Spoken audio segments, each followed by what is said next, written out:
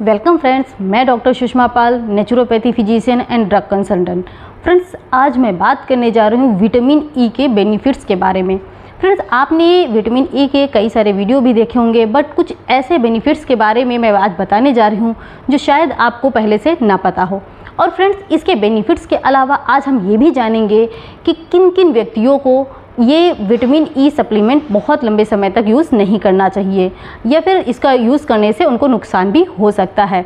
तो इसके side effect और बेनिफिट्स दोनों आज हम जानेंगे। तो फ्रेंड्स, बिना स्किप किए हुए आप लास्ट तक वीडियो को देखते रहें। और हाँ, अगर आपको हमारा वीडियो अच्छा लगे, इन्फॉर्मेटिव लगे, तो इसको लाइक और शेयर करना बिल्कुल भी ना भूलिएगा। अगर आप हमारे चैनल पर नए हैं तो इसको सब्सक्राइब भी कर लीजिए, ये फ्री ऑफ कॉस्ट है। तो फ्रेंड्स, आइए शुरू करते हैं वीडियो को।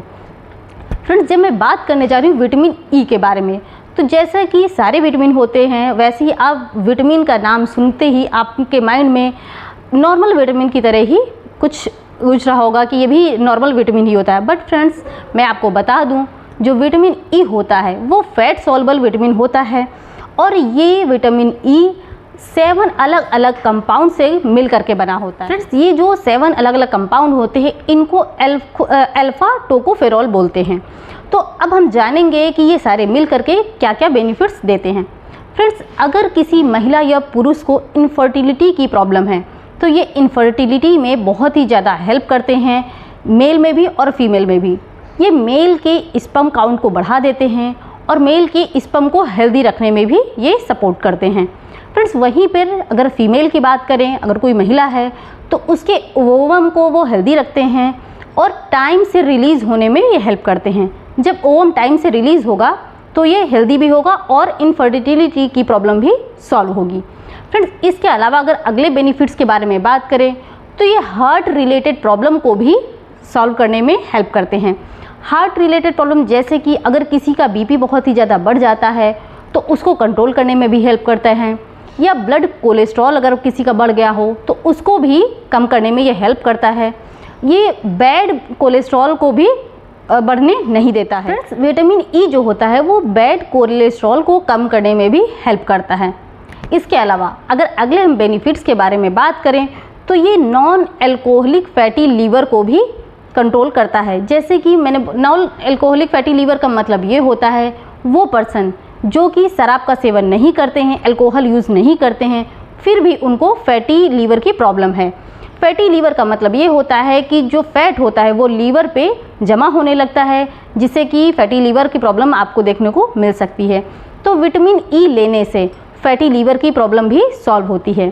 फ्रेंड्स, इसके अलावा अगर अगले हम बेनिफिट्स के बारे में बात करें तो एक लेडीज़ में या महिलाओं में, बच्चियों में जो टीन एजर्स होती हैं उनको डिसमेनोरिया की प्रॉब्लम रहती है। फ्रेंड्स, डिसमेनोरिया का मतलब ये होता है कि उनको जो मेंसेस होते हैं, मेंसेस के दौरान काफ़ी पेन होता है, पेट में क्रैम्प्स होते हैं, टाइम से पीरियड नहीं होता है, तो उसको भी ये कंट्रोल करने का काम करते हैं। अगर आप विटामिन ई लेते हैं तो आपका पीरियड भी टाइम से आएगा और जो क्रैम्प्स है, पेट में मरोड़ है, दर्द है, वो भी काफ़ी हद तक कम होता है। फ्रेंड्स, इसके अलावा अगर अगले बेनिफिट्स के बारे में बात करें तो स्किन ये हेल्थ को इम्प्रूव करता है। स्किन हेल्थ का मतलब ये है कि एज बढ़ने के साथ साथ आपने देखा होगा कि लोगों की स्किन थोड़ा सा लटकने लगती है, झुर्रियाँ पड़ जाती हैं, दाग हो जाते हैं या फिर पिंपल्स भी निकलने लगते हैं। कोई चोट के अगर भी निशान हो तो उनको भी ठीक करने में ये बहुत ही ज़्यादा हेल्प करता है। फ्रेंड्स, विटामिन ई का कैप्सूल भी आता है, सप्लीमेंट के फॉर्म में भी मिलता है और ये फूड सोर्सेज से भी आपको मिल सकता है। फूड सोर्सेज कौन कौन से होते हैं अभी मैं वो भी आपको बताऊंगी, बट अभी मैं पहले ये बताने जा रही हूँ कि कौन कौन से बेनिफिट्स आपको मिलते हैं। फ्रेंड्स, स्किन रिलेटेड के अलावा जो अगला बेनिफिट्स होता है वो हेयर ग्रोथ को भी ये बढ़ाने में हेल्प करता है।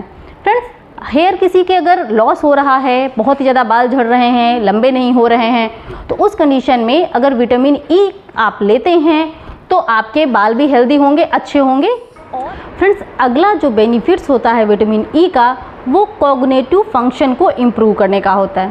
फ्रेंड्स, कॉग्निटिव फंक्शन का मतलब वो होता है कि ब्रेन को एक्टिव रखता है थोड़ा सा, क्योंकि उम्र बढ़ने के साथ साथ में लोगों को भूलने की बीमारी होने लगती है, जिसको अल्जाइमर डिजीज़ बोलते हैं।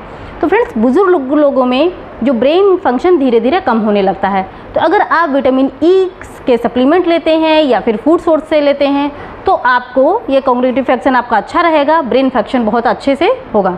अगला जो बेनिफिट्स होता है वो लंग्स फंक्शन को इम्प्रूव करता है। लंग्स फंक्शन का मतलब ये होता है फ्रेंड्स कि आजकल की भागा दौड़ की ज़िंदगी में आपने देखा होगा कि पोल्यूशन बहुत ही ज़्यादा है। चाहे आप गांव में रहते हो या फिर आप शहर में रहते हो, हर जगह पोल्यूशन की स्थिति बराबर ही है, कहीं भी पोल्यूशन फ्री आपको जगह नहीं मिलेगी। तो फ्रेंड्स, अगर आप विटामिन ई लेते हैं तो जो पोल्यूशन से होने वाले जो दुष्प्रभाव हैं, जो नुकसान हैं, उससे काफ़ी हद तक आपको निजात मिलती है।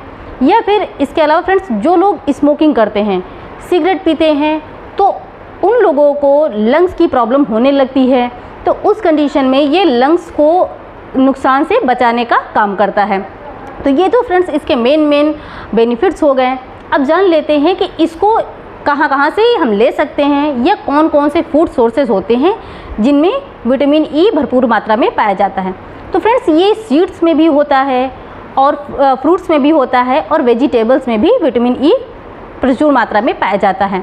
अगर सीड्स के बारे में बात करें तो मूंगफली में है, बादाम में है, आपको भरपूर मात्रा में विटामिन ई मिल जाता है। इसके अलावा अगर फलों में बात करें तो फ्रेंड्स, आपको मैंगो में, एवोकाडो में और इसके अलावा कीवी में भी विटामिन ई भरपूर मात्रा में मिलता है। अगर वेजिटेबल्स की बात करें सब्जियों में तो पालक में, टमाटर में और ब्रोकली में, इन तीनों में बहुत अच्छी मात्रा में विटामिन ई पाया जाता है। तो फ्रेंड्स, आप इनको अपने डेली लाइफ में शामिल कर सकते हैं और विटामिन ई की कमी से होने वाली बीमारियों से आप खुद को बचा सकते हैं। फ्रेंड्स, अगर आप फूड सोर्सेज के अलावा आजकल मार्केट में कैप्सूल फॉर्म में भी, टैबलेट फॉर्म में भी विटामिन ई मिलता है तो आप वो भी ले सकते हैं।